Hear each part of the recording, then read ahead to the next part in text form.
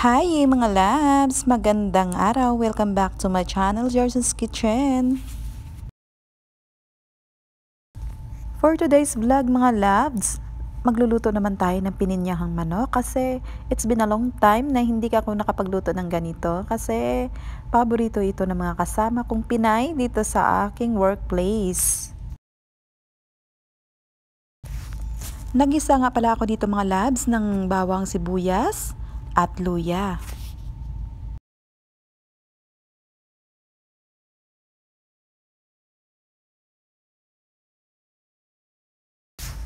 And then, isunod na po natin itong nahiwang manok. Igisa lang po natin itong maigi para matanggal ang amoy ng manok.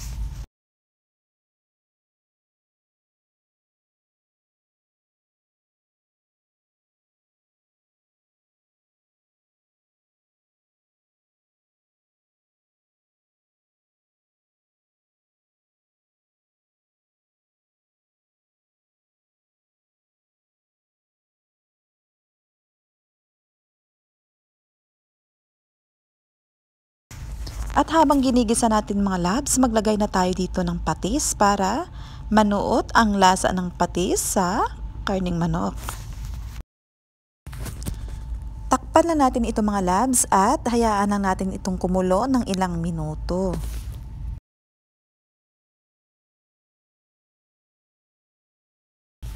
At pagkalipas nga ng ilang minuto mga labs, let's check it out. And then, i-add na po natin itong ating mga carrots at patatas.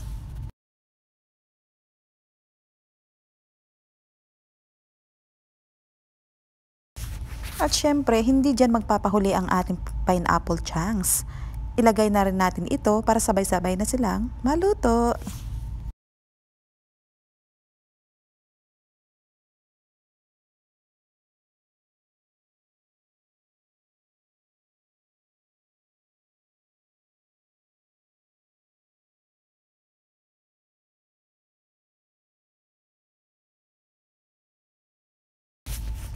Takpan lang natin ito ulit mga labs hanggang maluto ang manok at ang mga gulay.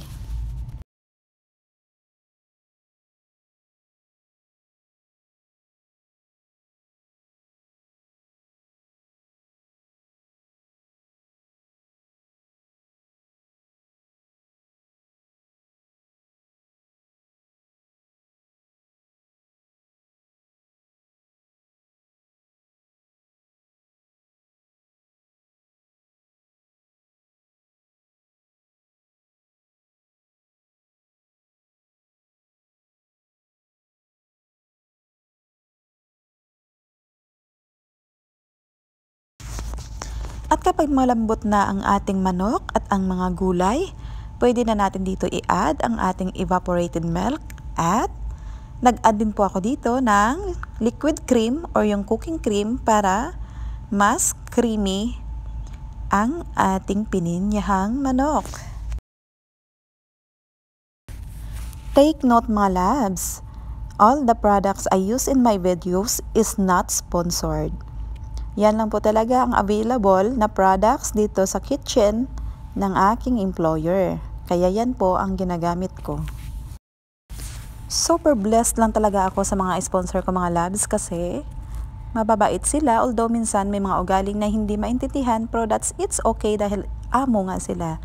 Ang kagandahan lang dito kasi allowed kaming magluto ng Filipino food at may budget kami na mga Pinay para sa aming mga pagkain.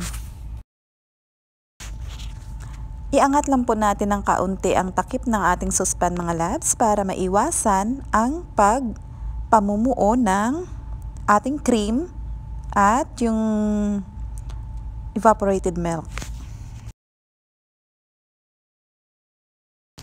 At naglagay na rin po ako dito ng black pepper powder at kanina nakalimutan kong banggitin yung powder na nilagay ko. Yun nga pala yung Knorr seasoning powder mix. Yan po yung ginagamit ko sa pagluluto kasi mas malinamnam siya at mas masarap. And the last mga labs is i-add na po natin ang ating nahiwang bell peppers. Kasi mga labs, mas maganda yung bell pepper na pag nginuya mo siya medyo crunchy. Kaya hinuhuli ko siya ilagay.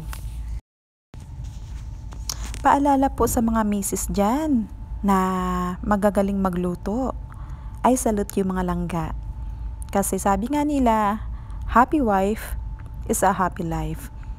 Pag happy wife at happy life, syempre masasarap ang luto. O diba mga loves? That's it my vlog for today mga loves. And again, thank you for watching and I'll see you again next time. And God bless you. Bye-bye. Mwah.